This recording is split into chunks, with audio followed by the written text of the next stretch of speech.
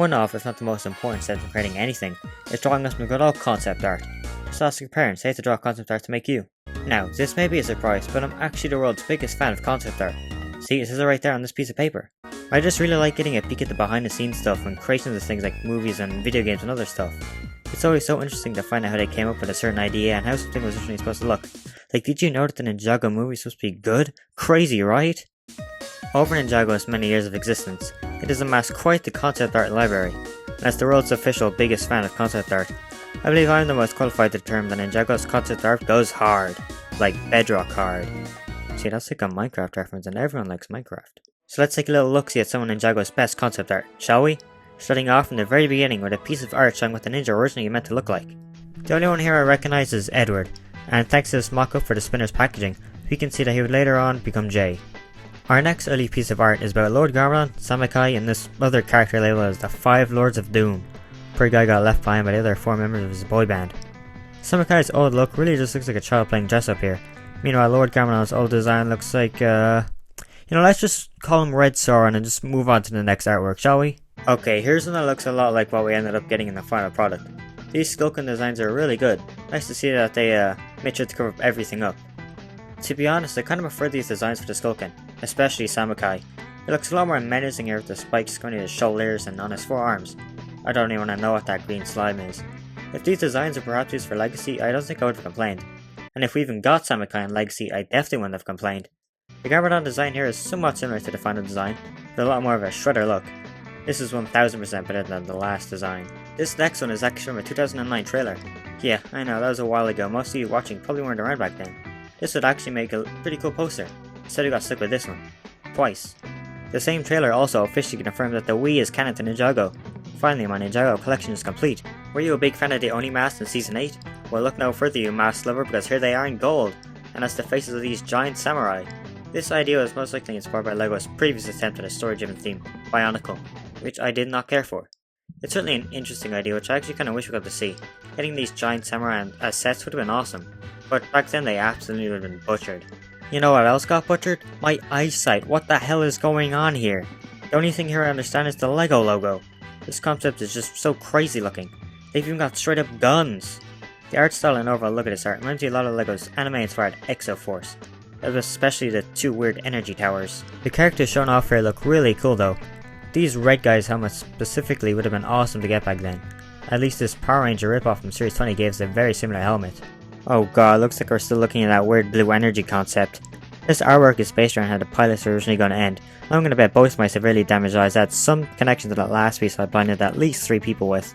Oh thank god we're done with the pilots and onto Season 1 now. This old design for the bounty kinda looks like what we got with the movie version. Or at least in the length department in the back section here. Our first and definitely not last serpentine artwork of the video showcases some sort of lava snake, which we would end up getting in 2019 with Season 11 in the form of the Pyro Vipers. Interested to see that they are thinking of the whole elemental snake trend even back then. Oh my god, what is this? I have no clue as to what is going on here. Apparently this is supposed to be Pythor, so I really wonder how they would have explained this if it ever happened. Why does he have bat wings? And what's with those axolotl things just slapped onto his head? Is this the ultimate life form? Hey look, our first scrap set of the video. Just like every other Ninjago fan, I remember really wanting this vehicle on set for him, and when I found out it was going to be made but was later cancelled for some ungodly reason, I was very disappointed. I was also very disappointed when Legacy did not bring the set back with a totally revamped build.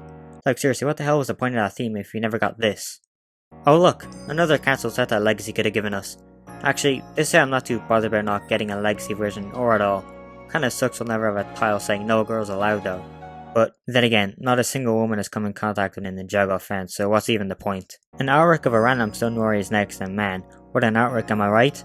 This actually looks really cool with the glowing eyes and even having some sort of cape as well. I literally have nothing funny to say here. I just think this art looks really awesome and it's just a really good example of why I love concept art so much. Okay, now this one I can make fun of. It just looks like somebody slapped an Instagram filter over a screenshot and called it an official piece of Ninjago art. Hey guys, look at this new concept art for the next season of Ninjago. Now this is more like it. I love the idea of the golden weapons being used by the Overlord like this, even if the shurikens would be terrible as a 4th leg. The overall design here is super creepy and I love it. It's absolutely perfect for the Overlord and it's a real shame this never actually happened. Speaking of something being absolutely perfect, these are not absolutely perfect. I'm so glad LEGO did not reuse the robot arm or robot leg piece for the Ninjoids. Sure, it would have made it obvious they were robots, but they would look so clunky in my opinion. The final designs we got are simple but are perfect for what they needed to be. This is a pretty meta looking concept for Cryptor. There's a lot more left in this video, so I don't think that'll be the worst it gets.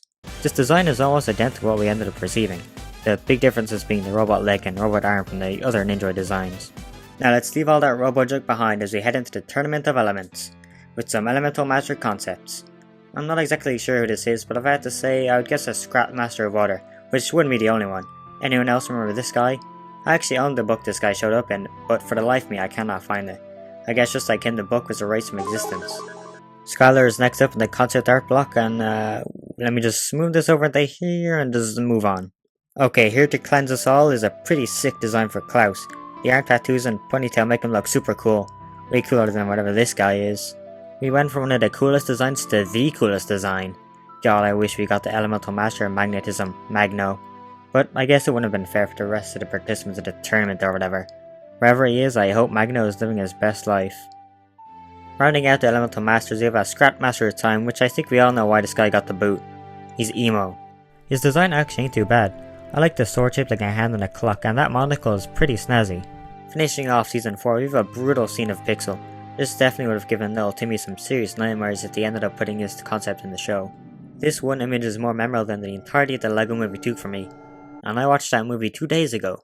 Here's our first of many scrap minifigure designs for this season, and this one looks pretty similar to what we ended up getting. The minifigure designs for the ghosts were absolutely crazy. Like, how are they gonna make this guy into a real figure? Okay, let's start off with this sumo looking guy. It looks like this big fig's supposed to be transparent, which would have been awesome, but also would have driven up the price of this head by quite a lot. It'd better have come with an ass crack like Kilo did. On the topic of driving up the prices, this dude would have been a key suspect. All those heads actually look pretty creepy, and once again, he looks like he would have been fully transparent. Those scythe-like arms are super cool. As I said before, I have no clue how they're gonna make this guy into an actual figure. How would that big ring on his back work? At least the headpiece doesn't look that far-fetched. This big figure is just straight up out of a horror movie and I love it. All the different parts come together for a terrifying design which would have been mind-blowing to get back then in 2015 and would still be mind-blowing to this day. Seriously, it took them until 2021 to give us a bald Thanos. Imagine how long it would take them to give us something like this. So they really wanted the possession to give us our first Ninjago Big Fig, as we have yet another brilliant design for one here. This time it actually looks somewhat doable as a real product. You've heard of Two-Face, now get ready for straight up just having two heads. This design is one of my favourites from this wave, and we did kinda get it with Hidden Side, but way lamer. Get the word lame out of here because these guys are anything but lame.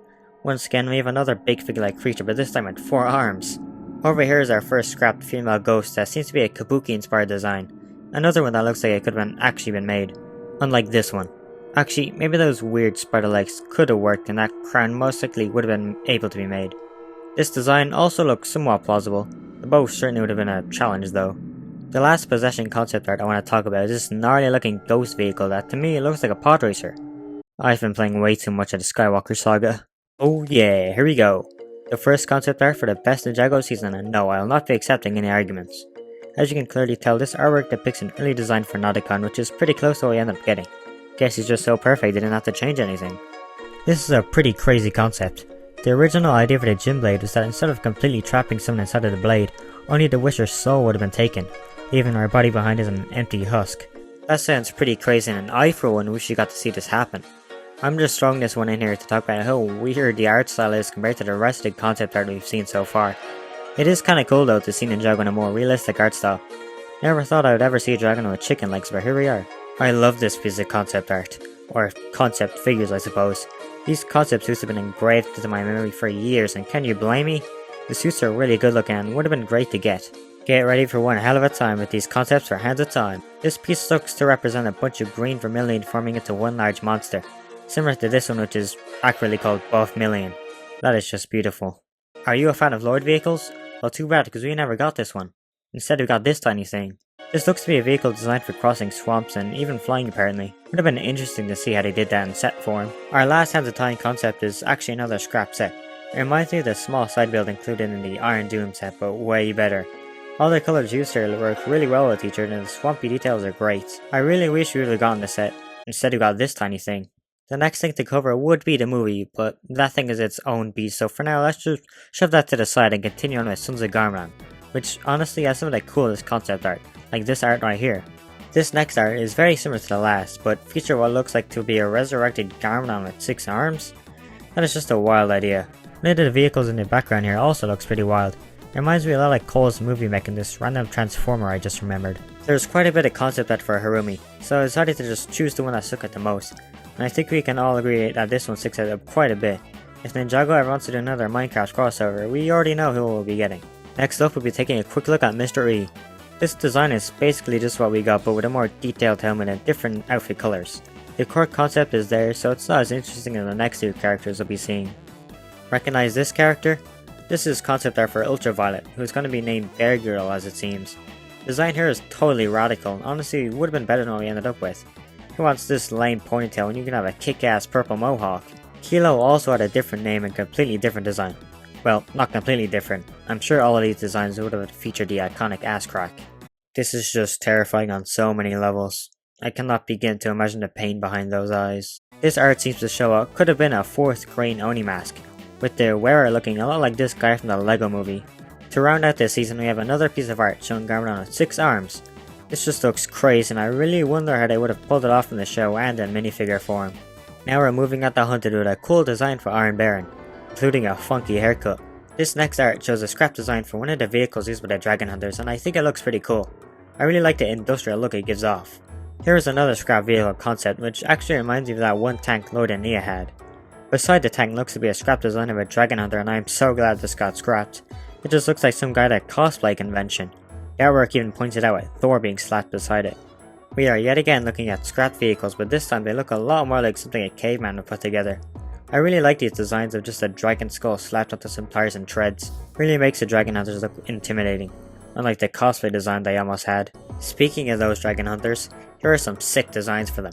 I love the different ways they incorporated the dragon bones, like this guy having an entire arm covered in it. They also had a very big connection to Magma and Fire back then, which would have been interesting to see what that was all about. Moving on from the hunters and onto their prey, we have what is labelled as a dragon temple. I could see this place being a sort of safe haven for the dragons high up in the sky. The way this part is designed reminds me a lot of the original monastery, and where the ninja kept their dragons. This next one is quite interesting. The dragons here look very mechanical, and this glowing axe in the middle reminds me of the katanas from Prime Empire, which you'll no doubt be seeing again later on. The last piece to cover is 3 different designs for the Oni Titan. One more samurai looking Titan, a dragon plus Oni mix, and a final Gundam design, which I'm sure they must have reused for Lloyd's Titan mech. Out of these 3, I would say I like the dragon and Oni mix the best. It really just looks more organic and menacing than the other 2. Season 10 is marching in, and with some of the best concept art Ninjago has ever had. This one really makes the Oni something to be feared, unlike in the actual season. I have no idea what is going on in this piece, but it looks fantastic. That golden light in the middle looks so good against the Oni. All of the season 10 concept art just looks super cool, and this one is no exception. This Oni could have been an old design for Omega, and actually looks better than what we got. It looks more distinct from the other Oni and clearly makes himself known as the leader. Especially with that stomach, good luck eating anything with him around. We're now into the Wild Brain era with our first piece of concept art being Venom Let Drip. That's it. That's all I wanted to talk about for this one. Wild Brain's concept art is already off to a fantastic start. First the Venom Let Drip and now Dirge. Somehow this is concept art for Crag, and I think you can all agree that Dirge is way better than Crag. We are now onto the gamer season, starting off with a very tall looking Unagami, complete with that little Pac-Man detail like we got in the end. Next we have someone called Lord Morigami, and a badass black and blue dragon, reminding me a lot of Mega Charizard X. I'm guessing this guy would have been a boss fight because of his Kitana inserted into the dragon. This next piece basically just shows all the different parts of Prime Emperor in a large triangular shape. It's really cool to see all these different environments all in the one artwork. In the bottom left we can also tell that Prime Empire's original name was Otherworld, which actually would have fit the season quite well. Our next artwork shows some sort of obstacle course, complete with this really creepy looking centipede guarding a Kitana along with a portal to another level. One thing to know here is that the ninja looked to be wearing a sort of VR headset.